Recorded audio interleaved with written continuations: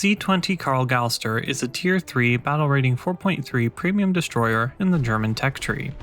Previously, it was a pack premium for $50. Then it was removed from the Gaijin store and put in game for 7,080 golden eagles. And finally, it was removed from sale permanently with Update 2.1's tree restructuring. It's currently unavailable and seemingly isn't going to come back ever again, which begs the question, why am I reviewing it now? Well, it's fun to play, I got asked to review it a bit back and promised to, though it's taken me far too long to get to. It gives me an excuse to play German 4.3, and it provides a good benchmark for how premiums are affected by the new economy changes. For a bit of history, the Type 1936 class destroyers were built from 1936 to 1939, with 6 being constructed.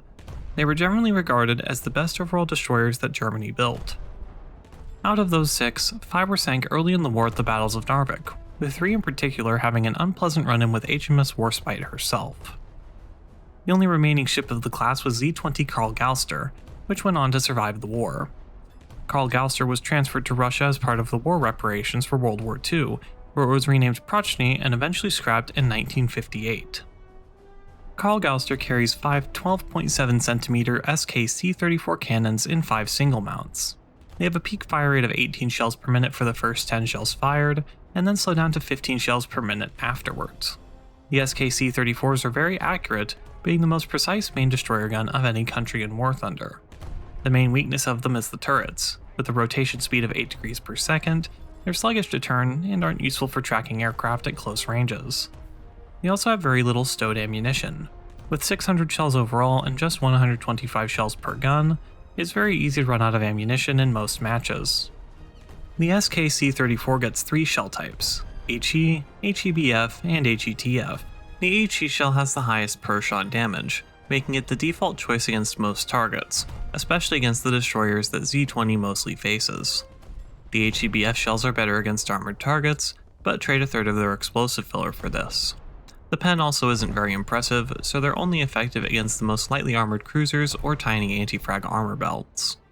For the HETF, the slow mounts make the shell very weak, so it's not really worth using. Due to the low ammo that Z20 carries, I would suggest carrying purely standard HE.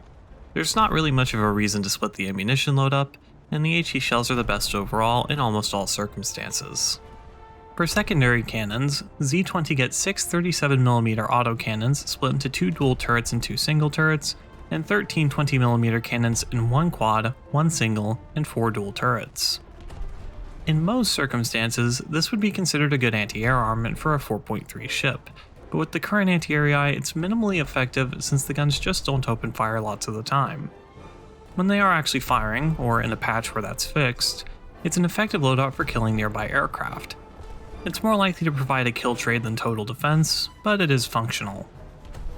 The 37mm gets a default, AP, and HE belt.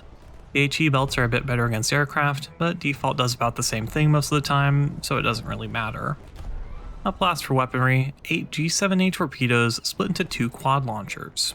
The G7A torpedoes themselves are alright, having high range, speed, and explosive filler.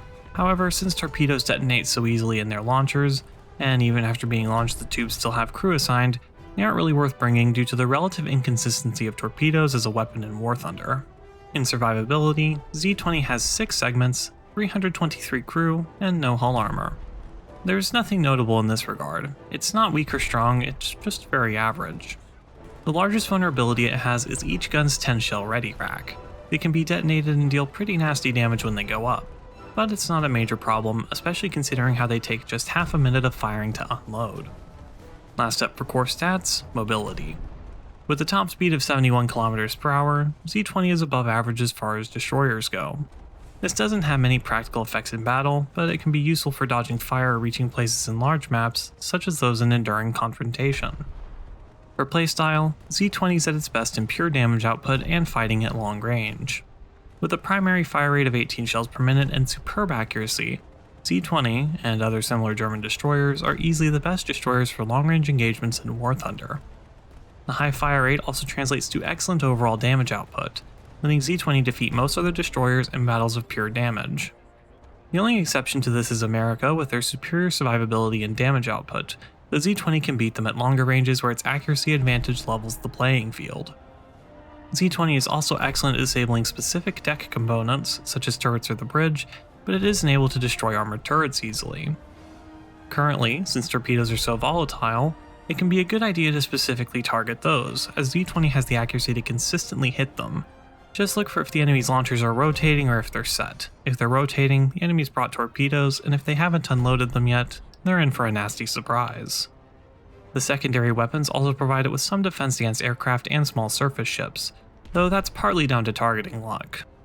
It has the best long-range damage output of any destroyer at its battle rating due to the combination of a high fire rate and tight shot spread, and even at close range it's more than competitive in dealing with other destroyers due to its fire rate.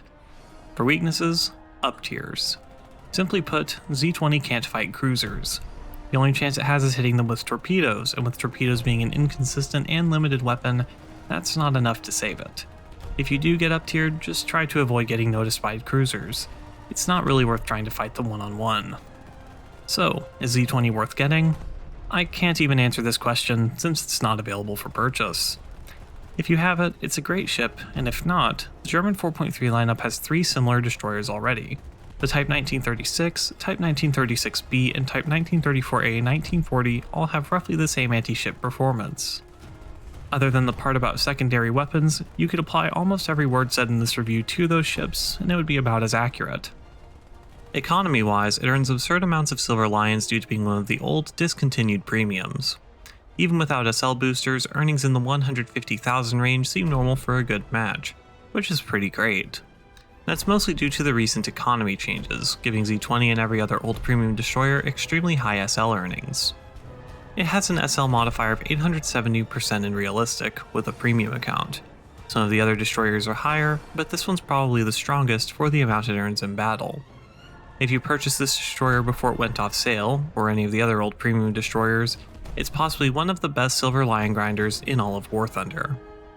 For modifications, Z20 comes with everything unlocked along with a talisman. For crew skills, same as always. Leadership, main caliber reload speed, crew interchangeability, fire prevention, ship control, and the damage control skills. Thank you for watching.